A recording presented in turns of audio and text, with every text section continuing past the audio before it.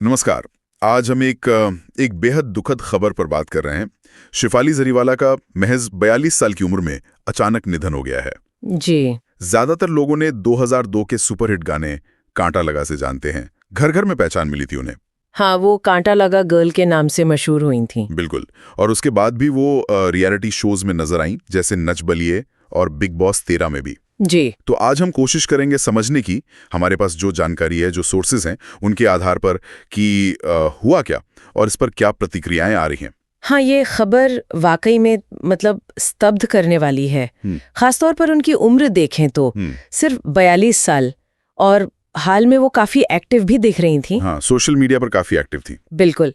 तो आज हमारा मकसद सिर्फ खबर दोहराना नहीं है, बल्कि जो भी जानकारी उपलब्ध है उससे घटनाओं का पूरा क्रम, उनके पीछे का कॉन्टेक्स्ट और इसका क्या असर हो रहा है उसे समझने की कोशिश करना है। अच्छा, तो जानकारी ये है कि 27 जून यानी कल शाम को मुंबई में अंधेरी में उनका घर है। जी। वहां पर शिफाली को सीने में तेज दर्द महसूस हुआ। ओके। उनके पति पराग त्यागी और शायद कुछ और करीबी लोग थे, वो उन्हें फौरन पास के एक अस्पताल ले गए, बेलीव्यू मल्टी स्पेशलिटी अस्पताल। हाँ, बेलीव्यू। लेकिन दुर्भाग्य से जब तक वो अस्पताल पहुंचे, डॉक्टरों ने उन्हें मृत घोषित कर दिया। ओह, तो मतलब अस्पताल पहुंचने से पहले ही या वहां पहुंचने पर? रिपोर्ट्स के मुताबिक पहुंचने पर मृत घोषित किया गया।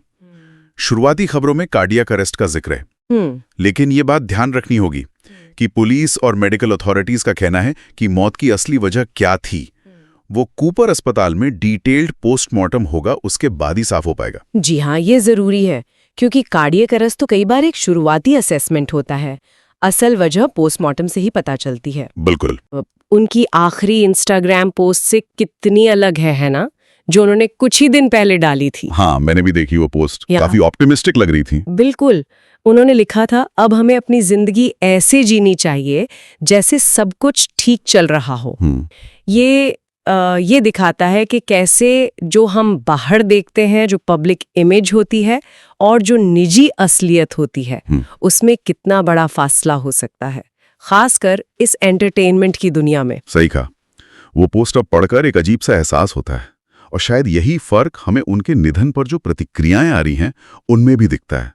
जाहिर है परिवार तो गहरे सदमे में है। हाँ, उनके पति पराग त्यागी और उनकी माँ सुनीता, उनके लिए तो ये बहुत मुश्किल वक्त है। बिल्कुल। और इंडस्ट्री से भी बहुत सारे लोग सामने आए हैं। दोस्त हैं उनके, आरती सिंह, माहिरा शर्मा, आशीष विद्यार्थी, अर्जुन बिजलानी, दीपशिखा नागपाल, इन सब ने श्रद्धांजलि दी है। दीपशिखा ने तो कहा भी कि वो एक कमाल की जोड़ी थे, दो खूबसूरत इंसान, हम ऐसे अच्छे लोगों को क्यों खोते जा रहे हैं। हाँ, ये भावना सिर्फ इंडस्ट्री के लोगों की नहीं है। उनके इंस्टाग्राम पर भी कितने फॉलोअर्स थे उनके? तकरीबन 3.4 मिलियन। वो सब भी बहुत शॉक में हैं, कमेंट्स में दिख रहा है। इतना बड़ा फैन बेस।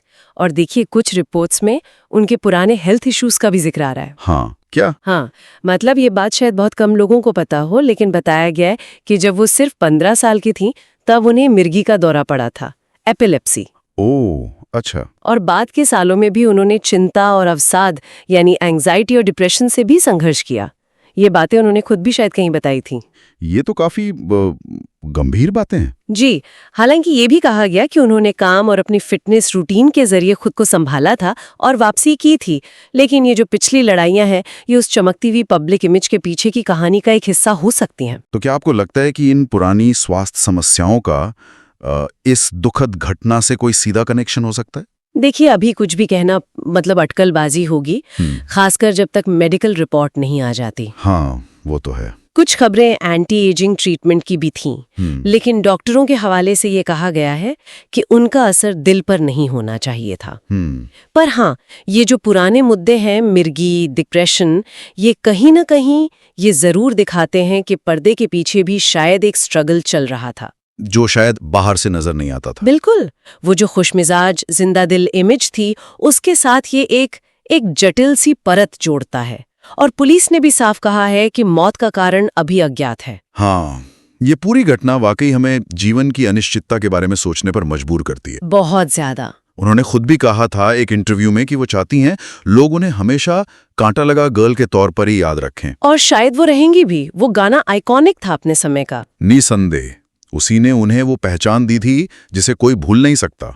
खैर, खबरों के मुताबिक आज 28 जून को ओशिवारा शमशान घाट में उनका अंतिम संस्कार किया जाएगा। उनका इस तरह अचानक चले जाना वाकई हाँ, शेफाली का जाना एक दुखद रिमाइंडर है कि शोहरत, बाहर दिखने वाली खुशी, ये सब अक्सर अंदर की गहरी और कभी-कभी मुश्किल सच्चाइयों को छुपा सकते हैं। बिल्कुल। उनका मिर्गी और डिप्रेशन से पुराना संघर्ष और फिर ये अचानक अंत, ये सब जीवन की अप्रत्याशितता की ओर इशारा करता है।